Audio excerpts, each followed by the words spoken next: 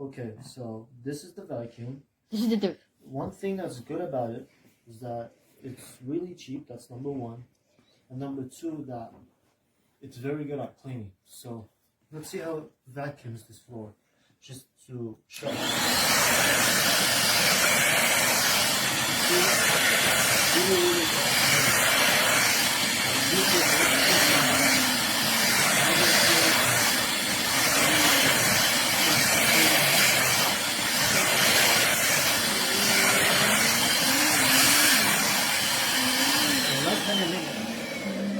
Less than a minute, as you can see, it vacuumed the entire rug without leaving any speck of dirt and any speck of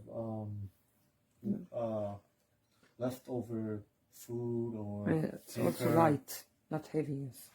And it's Light also it's very mobile, so it's really light. And yeah, I've used it multiple times, and it never fails me when it comes to doing chores, such as cleaning the house. And yeah, it's very good.